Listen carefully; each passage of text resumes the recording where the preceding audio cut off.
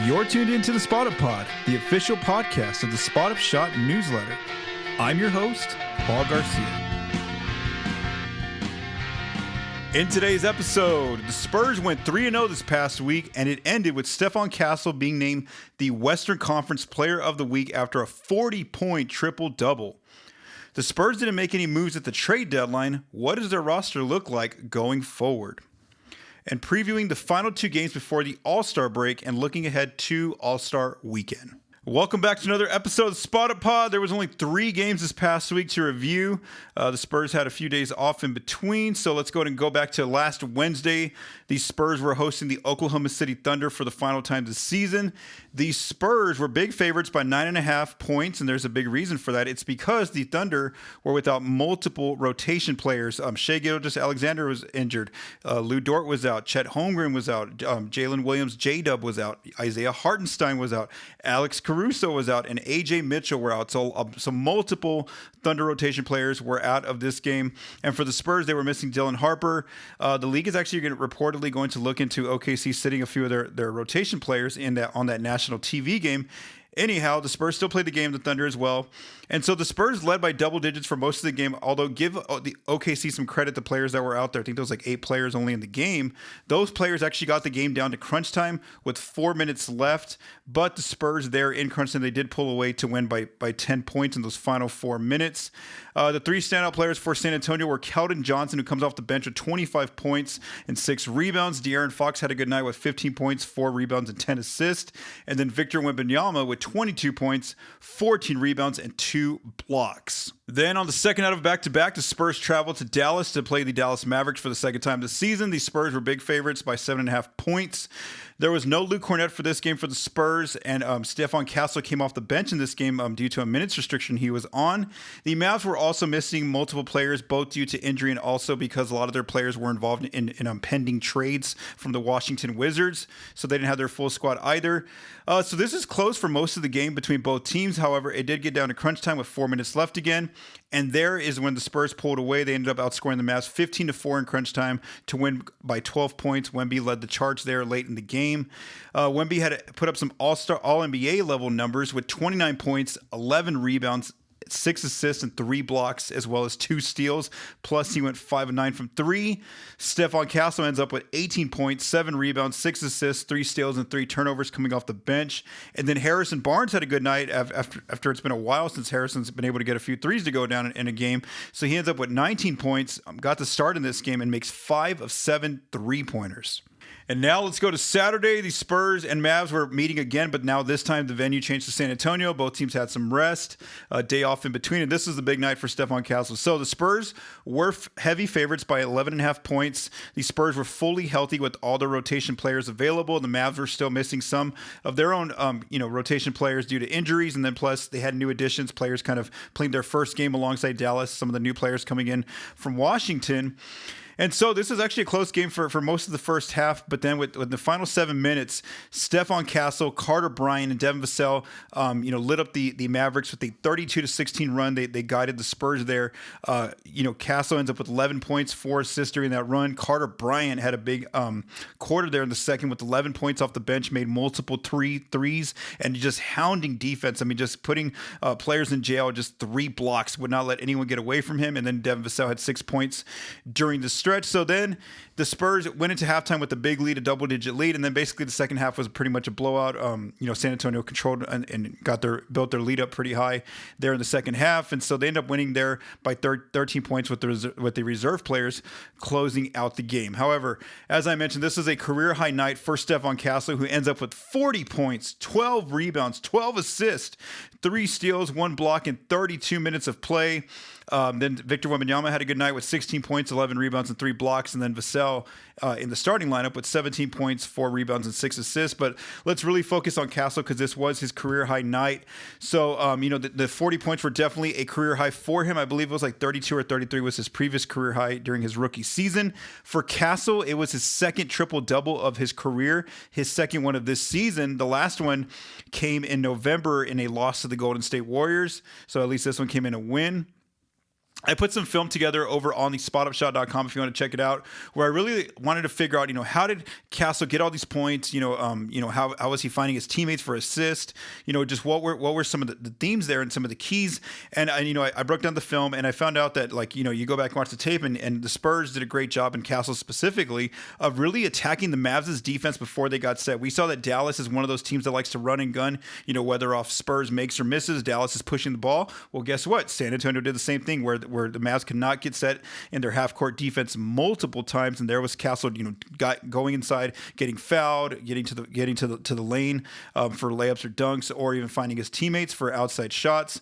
Also, some of his scoring and also that of his teammates was ignited out on the fast break due to the Spurs' own defense. Like I mentioned, Carter Bryant made multiple blocks. Castle had some steals. Victor Wembanyama came up with some blocks. And so all those different defensive plays for San Antonio ends up igniting their fast breaks on the other end. And we saw a lot of highlight plays there, fueled by Castle, being the delivery man to his teammates or finishing himself. Some other ways in the half court that he attacked the Mavs' defense is he used the pick and roll, not just as a pick and roll ball handler, but with the ability to set his own pick and then roll and then finish. Wemby found him for a pick and roll and he finishes a dunk. Also with the DHO, the dribble handoff action, Castle's able to operate that action either as a ball handler or the player who's giving his teammates the ball, and then they go off his screen and finish. Plus, the Mavs were giving him space from three again, which meant that Castle, was getting wide open threes, or he was able to start taking off downhill and get a little bit of burst of speed with Dallas backing so far off him from three. And then finally, one of the other ways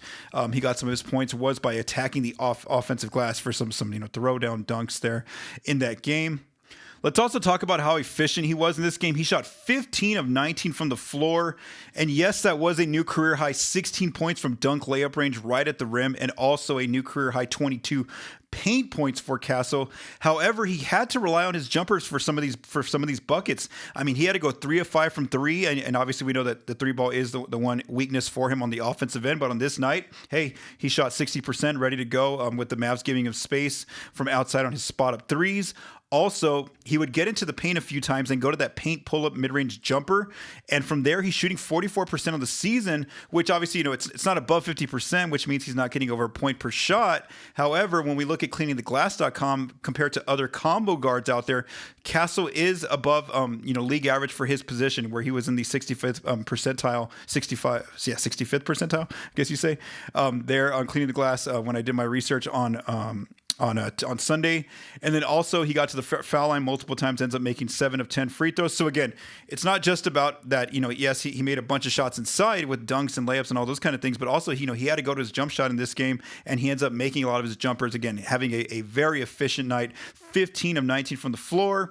As far as his passing, 12 of his assists turned into 29 points for his teammates, and pivotfade.com had a really cool graphic, and I will put this in the video for those of you that watch this on YouTube, where Castle found 9 different teammates for his 12 assists that turned into 29 points. Some other notes from the NBA about Castle's triple-double, his 40-point triple-double, is that he became the second Spurs player in franchise history to record a 40-point triple-double, joining Hall of Famer David Robinson, who's the only other Spur who has done that. He's also the third youngest player in the NBA to post a 40-point triple-double, behind only LeBron James and Luka Doncic, again, 2 future Hall of Famers. Then here's some more elite company for Castle. Only Castle and Wilt Chamberlain are the only 2 players in NBA history to ever have a 40-point triple-double while shooting over 75% from the floor. So again, just one of those remarkable notes where Castle puts his name there in the history books with this kind of performance. And what's notable there too is that we know, Wilt was there for like layups and dunks, scoring a lot right at the rim. And back in his day, they weren't taking a lot of threes back then. That's what's notable about Castle's 40-point triple-double, is that, it wasn't just all layups and dunks for him. Again, he had to go to that paint mid-range jumper, to a pull-up mid-range jumper, and he had to rely on his 3-ball a few times as well. So again, that's why it was a very notable game for Castle. And like I said, he got himself in some elite company there, where his name will now be in the record books, in history there. And so, for as good as Castle had of a good week, especially in those 2 games against Dallas, where he was one of the top 3 players for San Antonio in both of those games. Well, the NBA recognized this, and so Castle was named the Western Conference Player of the Week on Monday. This is his first time winning the award. It's also his first time being nominated this season. Wemby was also a nominee because Victor had a pretty good week as well, like I mentioned with some of his numbers. And so Castle and Wemby now are the only two players this season to be named the Western Conference Player of the Week for San Antonio. And De'Aaron Fox has been nominated twice, but he's never actually won the award. So again, Castle again had a very good week. Career high numbers in multiple categories with that 40-point triple double. And this just one last thing I want to mention. Per PivotFade.com, their game metric where it kind of jumbles up all the box score metrics into one number. Castle had a top 20 performance with his game score ranking 17th, amongst the top 20 games basically by that metric this season. So again, just a very notable game for San Antonio. For Castle there against Dallas. So looking back at the Spurs, we didn't know that the Oklahoma City Thunder game was going to turn into one of those where San Antonio became heavily favored, but it was a very favorable schedule for San Antonio, and they did a great job of taking care of business. They went 3-0 this past week. I had thought they might go 2-1 because I thought maybe they could have like a letdown game in that Thursday game against Dallas. But then I didn't think about all the trade implications about how much the Mavs were going to be missing so many players, due to pending trades. So, again, San Antonio had a very favorable schedule and they took care of business going 3-0.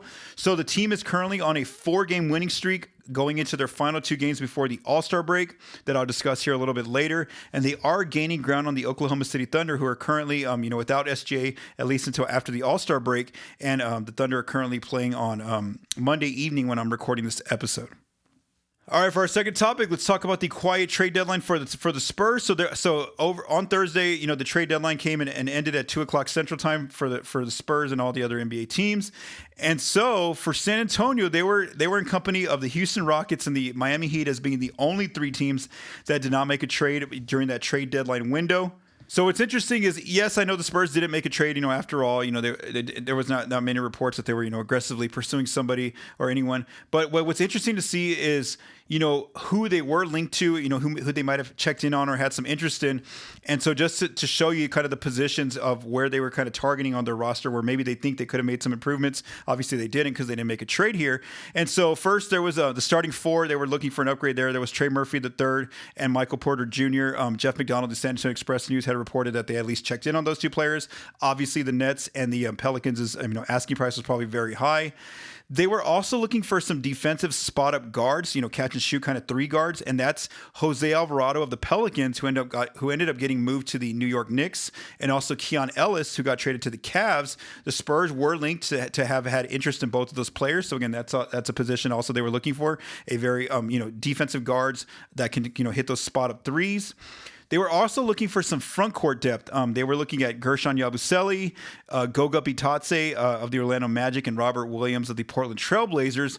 And so again, there too shows that maybe they wanted some extra front court depth behind both Victor Wembanyama and Luke Kornet. Maybe in the event one of those players gets into some foul trouble in a game or something like that, they have an extra big man there besides Bismack Biyombo as the currently the 3rd backup center on the roster. So again, that's what's interesting is, yes, I know the Spurs didn't make a move, but that's kind of where, if they were going to make a move, that's kind of what they were looking at, those kind of areas on their roster, those kind of positions that maybe they need a little bit more depth in those different spots. Regarding Jeremy Sochan, we know that he had asked to speak with other teams to see if he could find a trade. He did not get traded on Thursday, and according to Jared Weiss of The Athletic, Sochan will not be seeking a buyout, and he plans to finish the season with San Antonio. This is notable because before the trade deadline ended, there was reports coming out from both Don Harris of News 4 San Antonio and Jeff McDonald of the San Antonio Express News that if Sochan didn't get traded, there was a chance he and the Spurs could look at maybe going the buyout route. But right now, again, Weiss reported that it appears he is not going to seek a buyout. And as regarding, Sochan, not getting traded, Harris had put, in I think the day or two before the trade deadline that Sochan basically, had negative value in the trade market where, apparently according to Harris, San Antonio had actually been looking to move him last off season, but other teams wanted a draft asset for, to take his contract in. So again, the fact that at that point, he already had low trade value. Then this season, I know he started off on the injury list, but then he gets relatively healthy, and then all of a sudden he's not even in the rotation. And so again, you probably see that if teams were wanting Sochan, they were probably asking for a draft asset, with him. So again, we'll see. Apparently, he's going to resume the season with San Antonio. He's not in the rotation right now. Of course, Carter Bryant gets those 10th rotation spot minutes right now. Sochan did at least get in to play a little bit against the Mavs when it was in blowout range. So maybe that's that's kind of where he's going to play right now. As far as the buyout market, it is starting to take shape. So every day we're seeing different players getting waived by teams, mostly veteran players who haven't really been impactful this season, or players that are injured for the remainder of the season. And so this list will continue to grow here because teams can waive veteran players up until March 1st if they want to be eligible to sign with a playoff team. So again, that's coming up here in about 2 or 3 weeks. As far as the Spurs' options at looking at the buyout market, again, I don't think the players on that list right now are too appealing. The only player I see, there's 2 players that intrigue me a little bit, and that's Haywood Highsmith, who used to play at the Miami Heat. He was on the Brooklyn Nets, but then got waived recently, and also Tyrese Martin, who was also on the Nets. Now with Highsmith, we know that he can be a 3-and-D wing, something that the Spurs need out there, to play off the bench most likely. But the only issue is that he's coming back from an injury where he had a meniscus surgery back in August, and so he hasn't even played in one NBA game this entire season. So if the Spurs or whoever signs him, they have to be really slow in terms of how they're going to bring him back and gradually bringing him back. And so again, with just less than almost 30 games left in the season. Before the playoffs get here, do the Spurs or another team have time to do that, to let Highsmith, slowly get back into game form again, while making sure not to risk, him injuring himself again. So again, Highsmith's a name. If they were going to go sign someone, I think that he's an interesting player. Tyrese Martin, kind of liked him with Brooklyn. He's just a little bit smaller there, at the wing guard position, but who knows? And then his 3-point shot can be a little streaky, but he can hit them. So again, teams just don't make huge drastic changes there by adding a buyout player. So again, that's just, if you were going to address that position, you probably would have addressed it if you're San Antonio there at the trade deadline. Let's just say the Spurs, though, do want to bring someone in from the buyout market like a Highsmith or a Tyrese Martin. Well, then they would need a roster right now because they have a full roster with 15 players on guaranteed contracts and then 3 players on 2-way contracts. So the most likely players, if to get waived, would either be Sochan, because of course there was those talks about the buyout, just last week. Then the other three players are veteran players: Bismack Biyombo, Lindy Waters III, and Jordan McLaughlin, who are on veteran minimum contracts. Again, so in order for San Antonio to sign a player on the buyout market, they would have to waive someone first to open up a roster spot. As far as what resources the Spurs have, they do have the veteran minimum still available to sign a player in the buyout area, or they have the prorated amounts left of their non-tax mid-level exception and their biannual exception. So again, I don't think the Spurs will even if they sign someone for the buyout market, I don't think that player is going to have a huge difference on the team. So I really think that the best hope for San Antonio to get that extra help is for Carter Bryant to continue to develop, and hope that he's ready to go by playoff time, just to get some more spot minutes there as being that 10th player in the rotation. And we've seen his outside shot come along. He made 3 threes against Dallas.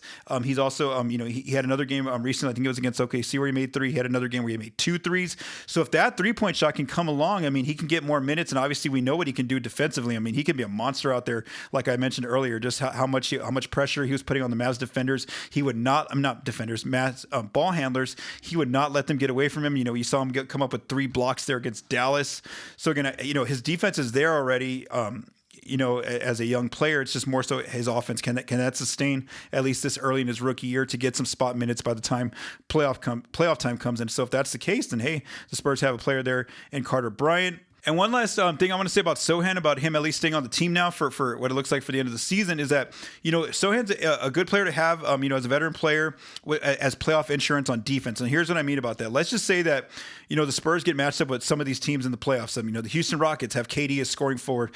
The Lakers have Luka and LeBron. The Wolves have Anthony Edwards and Julius Randle. The Suns have Devin Booker, Dylan Brooks, or Jalen Green. The Warriors, Stephen Curry. The Clippers, Kawhi Leonard. The Blazers, Denny Avdia. And so, in a playoff series, if, during a game, let's just say Castle, who's one of the go-to defenders for the Spurs, or Julian Champagnie or Harrison Barnes, if those players get in foul trouble or something happens, that way you can bring a good defender in Sochan, have him there as basically like defensive insurance there to help out and come in. Or let's just say a series is going along and, the Spurs are really having a tough time stopping some of these players on defense, or maybe just, offensively they're okay, but defense has been the issue, the side of the ball where they're really having trouble in a series as it's going, game by game. Then they have that option of bringing a player like Sochan to come enhance their defense to really, elevate it. We know what he's capable of doing with his versatility. So again, I just think that if they're going to keep Sochan on the roster for the remainder of the season, it's not a bad option. He's not a bad option to have out there in case, they needed to look at for a different scheme, where if someone gets in foul trouble during a playoff series, they can bring Sochan in, and they know that he's ready to at least defend, and he's going to bring that element of his game right to the floor, even though his offense, may not be there right now. Let's keep going. All right, so before we close up this episode, let's just look forward to the last two games before the All-Star break for the Spurs, and then also look ahead to All-Star weekend, where multiple Spurs players and head coach Mitch Johnson will be there at those events. So let's first talk about how the Spurs are doing in their last 10 games. So the Spurs are 7-3 in their last 10 games, playing very good basketball. They have the 8th-ranked offense during the stretch and 7th-ranked defense, so a top 10 in both areas. So up first is the Lakers on Wednesday. The Spurs travel to LA to play the Lakers. The Lakers are also playing good basketball right now, 7-3 in their last 10. 9th-ranked offense, but defense is 14th, which is better than where it had been at other points when I've talked about the Lakers. However, one thing we got to know about the Lakers is that they are going to be on the second out of a back-to-back. As I'm talking right now, late Monday evening, they are actually playing the Oklahoma City Thunder in LA. So again, they're going to be on the second out of back-to-back. Plus, Luka Doncic is not playing in that game against the Thunder. He's dealing right now with a left hamstring strain. I don't know if he'll be available for that game against the Spurs, but either way, I just trust San Antonio's. I don't trust LA's defense is how I should phrase this. Again, I don't trust the Lakers' defense against the Spurs. I think that the Spurs can get whatever they want on offense, like they've done before against the Lakers. So I'm going to go ahead and say that the Spurs win that game.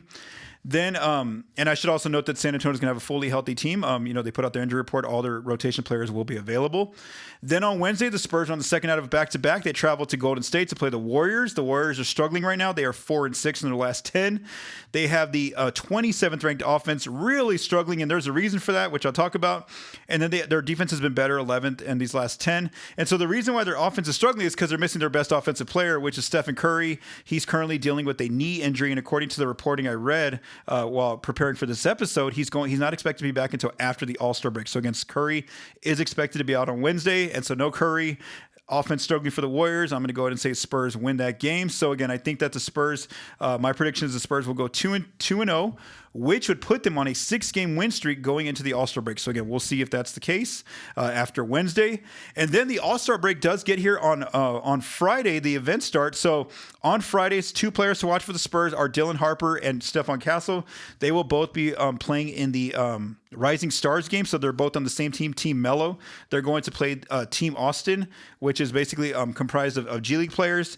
David Jones-Garcia was supposed to be on this team to play against his own Spurs teammates, but he did sustain an injury. I think it's an ankle injury. He had surgery, so he's out for the rest of the season. So we won't get to see Jones-Garcia, but you will get to see Harper and Castle. And I think it's like a tournament format. So if they win, they go on to the next round. And then I don't know. It's going to happen on Friday. Then on Saturday, keep an eye out for Dylan Harper. The NBA is bringing back the Shooting Stars competition. So Harper is going to play alongside in that competition alongside his brother Ron Harper Jr. and also his dad Ron Harper Sr. So the Harpers is one team against different other teams out there. So that'll just be a fun event to watch. The Shooting Stars competition there on Saturday. Then also to close Saturday evening, it's going to be Carter Bryant in his first dunk contest. So the slam dunk contest will take place, and there's going to be Carter Bryant. And we obviously saw Stephon Castle, put on a show last year in the dunk contest, and he really built a name for himself. And I think that's one of the benefits about the dunk contest. It really puts a shining on a player's name and really improves their spotlight if they do pretty well. So again, if Carter does pretty well here in this dunk contest, he has a chance to be one of those players who really elevates his name out there in the public sphere. On top of what he's already doing, with some of his alley-oop dunks and his defensive plays that he's performing currently with the Spurs. And then on Sunday, it's All-Star Sunday, and so Wemby will be playing on the World Team, also like in a tournament type of format, but he won't be coached by his current Spurs coach, Mitch Johnson. Mitch Johnson will be coaching the Team USA. Well, it's all American players. It's called the Stripes team. It's an All-Star team as well. And so, I haven't looked at the brackets how it's going to work, but anyway, Wemby and Coach Johnson will both be there at All-Star Sunday. So again, even though the All-Star events are all more for fun and stuff like that, there's going to be multiple Spurs players involved in each day of this coming All-Star break. And so my next episode should be out after All-Star break ends, and then before the next Spurs game resumes post All-Star break. Thank you for taking the time to listen to this episode of the Spot Up Pod. If you like what you heard, please subscribe and leave us a rating on your favorite podcast apps and our YouTube channel. The Spot Up Pod is recorded and produced by Paul Garcia. The music for this episode was written by Vincent Garcia and Paul Garcia. Thank you for listening and have a great day.